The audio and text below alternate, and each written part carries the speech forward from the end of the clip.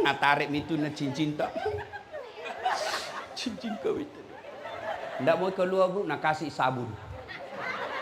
Sudah itu nak cabut lagi gelantak. Siap kilo ye warna ubadu. Mencaji ulawang. Tapi dah buka ji. Nak buka lagi kalung. Ini dulu waktu kita pergi Dubai. Terakhir gigi palsu juga dah buka. Ya toh bu.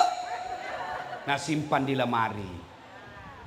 3 bulan kemudian ketemu janda. Lah bekoh. Itu masmu. Nak kasih kembali janda iya. Apa nak bilang ambil mini dek mati mi yang punya. Maka ibu, Allah tidak larang kita pakai emas. Allah tidak larang kita pakai berlian. Allah cuma minta ingat tongko sedekah. Ingat sedekah. Istrina Haji Nasir yang kaya-kaya. Biasa ibu-ibu kaya itu selalu saya bilang, yang kaya itu jangan kau pakai yang asli. Yang palsu mau saja kau pakai. Kenapa? Biar palsu orang tidak percaya. Nah bilang, masa istrinya Haji Nasir pakai palsu. Sembara to ikut muakkadah. Asli ya roh. Maka pakai saja yang palsu. Yang asli, bangunkan pesantren. Bangunkan masjid. Kasih anak yatim piatu. Itu namanya pandai. Kalian juga yang miskin, jangan mau kau pakai yang asli. Biar asli orang tidak percaya. Nah boleh, kau kegato si malay roh, palsunya roh. Maka pakai saja yang palsu, yang asli bawa ke pesantren. Iya toh, Bu, Pak, ada di sini sakit lama tidak sembuh-sembuh. Coba ki sedekah. Saya kasih ki contoh kasusku. Kasus saya yang terakhir. Pulang saya Timika, Freeport ceramah. Tiba-tiba suara saya parau, susah keluar. Stres kan kalau penceramah hilang suaranya. Kalau kaki ji masalah, tidak masalah, kan bisa jadi ngomong. Begini saya bicara, saya ke dokter. Apa kata dokter? Saraf pita suaranya Ustadz rusak. Tidak bisa mi baik. Stres saya. Saya bilang sama anggota tim saya, kau cari orang yang bisa dibantu. Yang pertama saya ketemu fakir miskin, janda tua, tinggal sendiri, tunanetra. Tidak bisa, rusak penglihatannya. Saya pergi datangi, kasih sedekah, kemudian saya niat untuk operasi. Yang kedua saya cari lagi orang, dapat lagi di medsos. Ibu-ibu yang tidak layak huni rumahnya. Sudah dibilang tidak layak disebut rumah tinggal. Saya bedah rumah, saya perbaiki rumahnya. Sudah selesai, saya pergi ke dokter Singapura berobat. Di Mount Elizabeth. Begitu dites, apa nak bilang? Ini bukan pita suara rusak Ustadz. Ini hanya asam lambung. Coba bayangkan, pamasena puangi. Sekarang bisa menceramah. Padahal dokter bilang tidak bisa sembuh. Tidak ada yang mustahil kalau Allah. Maka ibu-ibu, kalau ada merasa sakit sudah makin masuk kiri kanan dokter tidak sembuh-sembuh, coba ki bedek terapi sedekah. Coba ki sedekah. Termasuk ibu-ibu, kalau ada suamimu kurang ajar, sedekahi. Termasuk bapak-bapak, kalau ada istrimu cerewet, sedekahi. Bagaimana caranya? Kau bangun sholat hajat. Selesai sholat hajat berdoa. Ya Allah, Engkau yang sahat melindungi, memelihara. Ya Allah, pelihara suamiku. Lindungi suamiku dari perempuan jahat. Saya niatkan ini 5 juta tolak bala. Mudah-mudahan Engkau pelihara suami saya. Bismillah. Insya Allah. Yang jadi masalah kalau suaminya juga bangun sholat hajat. Ya Allah, capek sudah saya lihat istri saya Allah. Ini ada uangku 5 juta ya Allah. Saya sedekah tolak bala. Mudah-mudahan 5 juta ini istriku ikhlas saya kawin lagi. Bingung malaikat, yang mana ini dikabulkan. Ibu ya, bersedekah.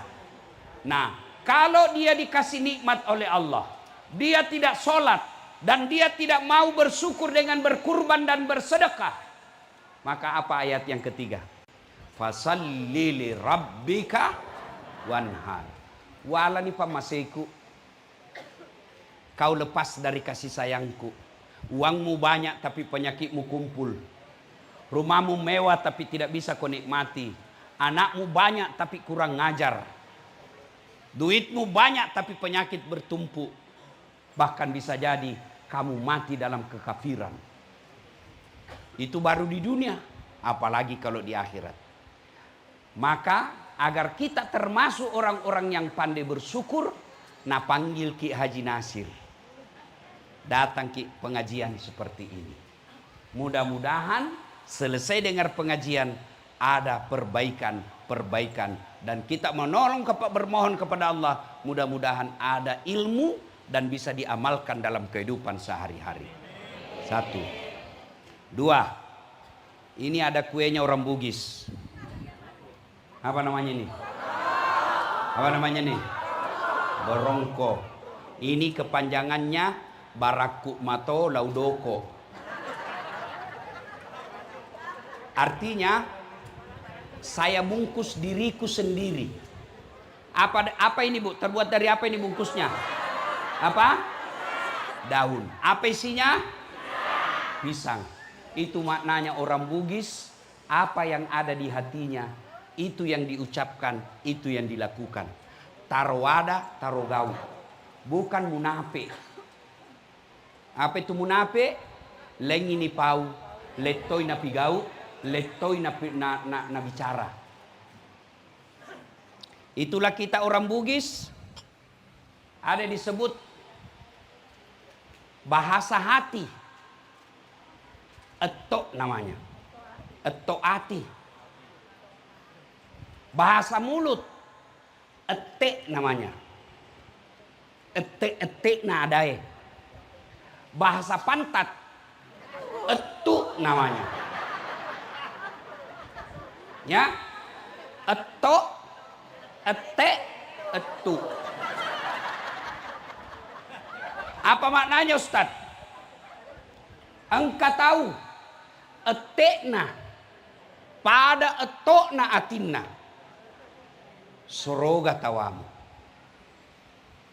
Engkau tahu etekna si salah etokna atinna etuk tawamu.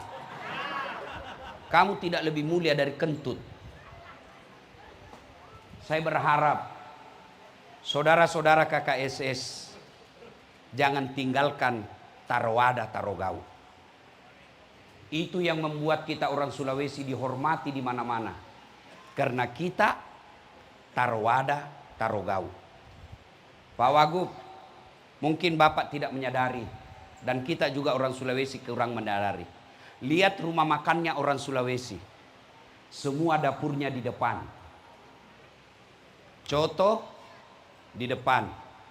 Konro di depan. Palu basah di depan. Sop saudara di depan. Ikan bakar di depan. Tidak ada di belakang. Artinya itu orang Bugis. Dia sajikan kamu, dia tidak pakai rahasia. Apalagi itu orang Bugis. Lihat itu orang Bugis. Di mana alat senjatanya? Sini. Apa namanya? Orang Makassar bilang badi, bukan keris. Keris itu orang Jawa. Orang Bugis bilang tepi. Ada juga bilang kawali. Orang Makassar bilang badi. Coba lihat struktur alat senjatanya orang Bugis Makassar. Tidak bengkok. Dia lurus. Itu artinya kata-katanya tidak bengkok-bengkok. Itulah sebabnya orang Bugis dalam tutur bahasa tidak mengenal pantun. Makanya salah-salah tadi berpantun.